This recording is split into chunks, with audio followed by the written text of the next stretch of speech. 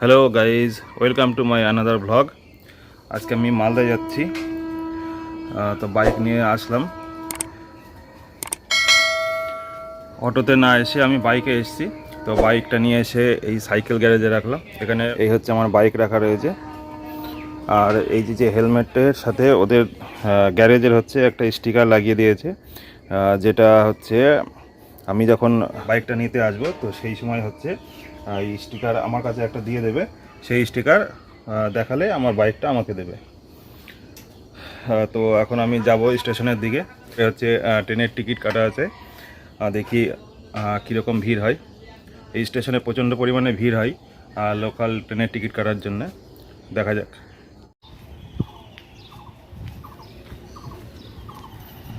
দেরি হয়ে গেছে খুব, এখন একটু তাড়াতাড়ি যাই। ট্রেনের ওখানে কীরকম ভিড় আছে দেখি। টিকিট কাউন্টারে এসে জানতে পারলাম যে টিকিট দিচ্ছে না, কারণ লিঙ্ক নেই, সেই জন্যে। তো 3-4 জন দাঁড়িয়ে আছে মানে কাউন্টারে। তো এই সময় আমার টিকিট কাটতে হবে। তো হঠাৎ করে আমার মনে পড়লো যে একটা অ্যাপসের কথা, যেটা হচ্ছে রেলের নিজস্ব অ্যাপস। চলুন দেখি, দেখতে থাকুন কিভাবে বিপদের সময় এই অ্যাপসটা আমার সাহায্য করলো। অ্যাপসের নাম হচ্ছে ইউটিএস। প্লে স্টোরে ইউটিএস লিখলেই আপনারা পেয়ে যাবেন এই অ্যাপস। তাছাড়াও আমি ডেসক্রিপশনে দিয়ে দেবো, ওখান থেকে চেক করে নেবেন। আমি এই স্টেশনের বাইরে চলে আসলাম, কারণ এই অ্যাপসের মাধ্যমে টিকিট কাটতে গেলে 9 মিটার দূরত্ব বজায় রাখতে হবে স্টেশন চত্বর থেকে।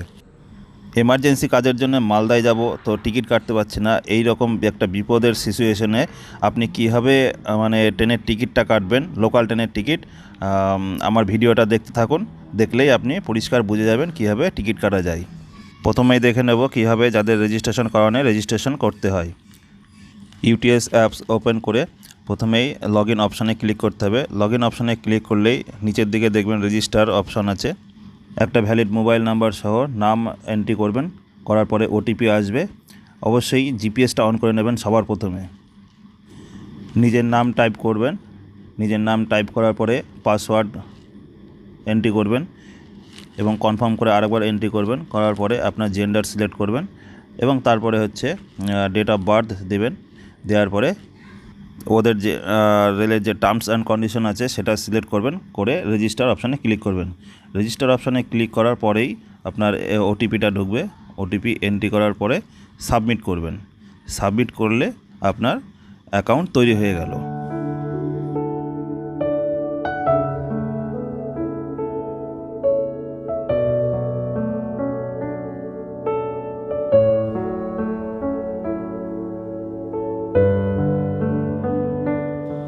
এবার লগ ইন বাটনে ক্লিক করে আপনি লগ ইন করতে পারেন। মোবাইল নাম্বার এবং পাসওয়ার্ড দিয়ে সেভ করে রাখবেন, যাতে পরবর্তীকালে আপনার আর পাসওয়ার্ড নতুন করে টাইপ করতে না হয়। কিভাবে টাকা রিচার্জ করতে হয় দেখুন। প্রথমে আর ওয়ালেটে ক্লিক করবেন, এরপরে রিচার্জ ওয়ালেটে ক্লিক করবেন। এখানে ক্লিক করলে অ্যামাউন্ট বসানোর জায়গা চলে আসবে। আমার আগের থেকেই 108 টাকা রিচার্জ করা আছে, তবুও আমি 50 টাকা রিচার্জ করছি আপনাদেরকে দেখানোর জন্য।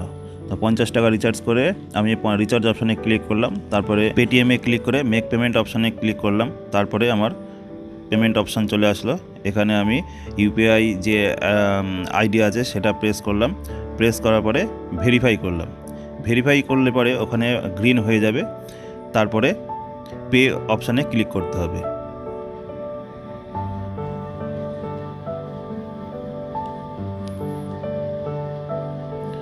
পে অপশানে ক্লিক করলেই এবার আপনার পেমেন্ট প্রসেস শুরু হবে। যত সময় পেমেন্ট ক্লিয়ার না হয় এখান থেকে ব্যাক করবেন না।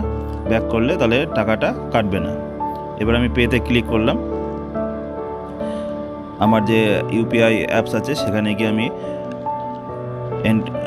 অ্যামাউন্টটা রিচার্জ করলাম। আমার সাকসেসফুলি হয়ে গেছে। এবার আমি ব্যাক করে আবার ইউটিএস অ্যাপসে চলে আসলাম। ওখানে রিচার্জ সাকসেসফুল হয়ে গেল। দেখুন আমার অ্যাকাউন্টে এখন 159 টাকা চলে আসছে।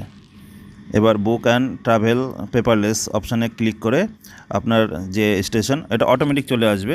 আপনাকে আরও যদি স্টেশন থেকে থাকে সেগুলো সিলেক্ট মানে শো করবে। তো আমার এখানে হরিশ্চন্দ্রপুর সিলেক্ট করলাম। এরপরে আমার ডেস্টিনেশন যে স্টেশন সেটা সিলেক্ট করলাম।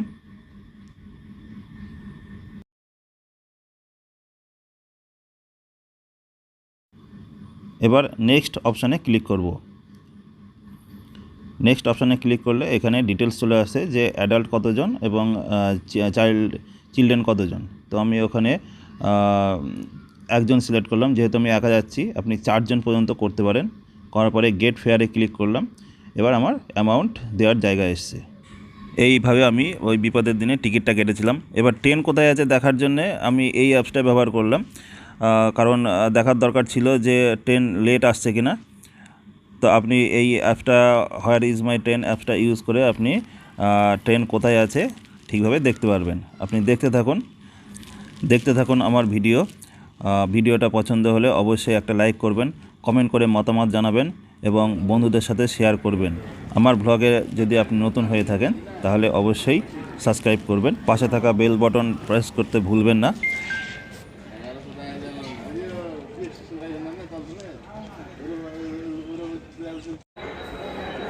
টিকিট কাটার পরে আমি স্টেশনের ভেতরে ঢুকে পড়লাম। এখন স্টেশন মোটামুটি ফাঁকাই আছে, আস্তে আস্তে লোকজন আসছে। এই হচ্ছে আপনাদের হরিশ্চন্দ্রপুর স্টেশন। এখন হচ্ছে সকাল 7:30টার ট্রেনটা ধরবো।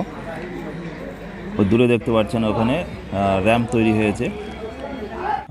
তো ট্রেন ঢোকার আগে আমি একটু চা খাবো। এই দোকানটা স্টেশনে মানে রেলের তরফে রেজিস্ট্রেশন করা দোকান। এখানে চা এবং সমস্ত কিছু পাওয়া যাবে। আর আরেকটা দোকান আছে, সেই দোকানটা সবসময় মোটামুটি বন্ধই থাকে। তো এই দোকানের চাটা খুব ভালোই লাগে, তো চা খেলাম এই দোকান থেকে।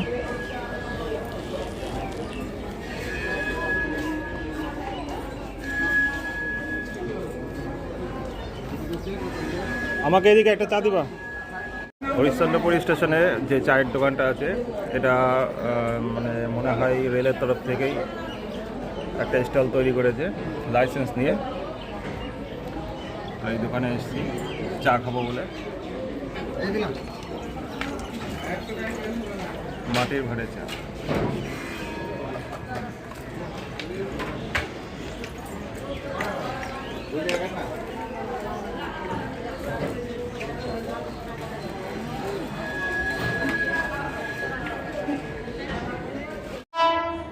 আমাদের ট্রেন আসার সময় একটা মেল ট্রেন চলে যাচ্ছে, যার জন্য মনে হয় লেট হচ্ছে।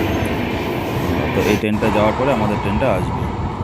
তো এই মুহূর্তে একটা জিনিস লক্ষ্য করলাম, এই যে র্যাম্প দেখতে পাচ্ছেন, র্যাম্পের উপর দিয়ে দুজন লোক ও বাইক নিয়ে উঠে পড়েছে। মানে এক পাশের থেকে আর এক পাশে আসা সহজ, যেহেতু স্টেশন এখনও পুরোপুরি চালু হয়নি, র্যাম্প চালু হয়নি পুরোপুরি, সেই জন্য এরা হয়তো স্টেশন মানে লাইন পারাপারের জন্য এই সহজ উপায় অবলম্বন করেছে।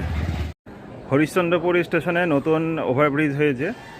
তো এই ওভারব্রিজের বিশেষত্ব হলো এখানে কোনো সিঁড়ির সিস্টেম নেই, র্যাম্প সিস্টেম, যাতে যারা হচ্ছে ডিসেবল পারসন আছে ওদের হুইল চেয়ার নিয়ে সুন্দরভাবে উঠতে পারে এবং বয়স্ক ব্যক্তিরা যাদের সিঁড়িতে উঠতে অসুবিধা হয় তাদের জন্য কোনো অসুবিধা না হয়। খুব সুন্দর সিস্টেম হয়েছে। ওভারব্রিজের উপর থেকে একটু ভিউ নেওয়ার চেষ্টা করছি।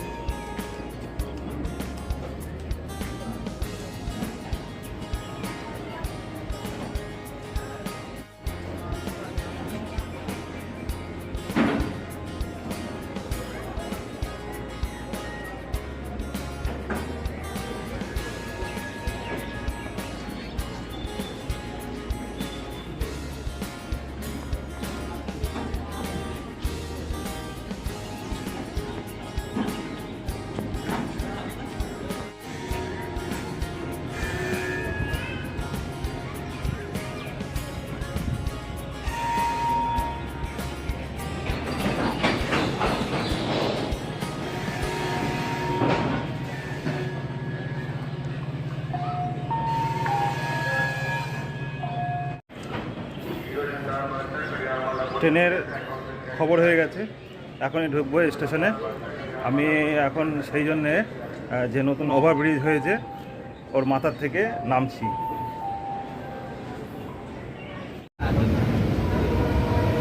মালদা প্রায় পৌঁছে গেছি।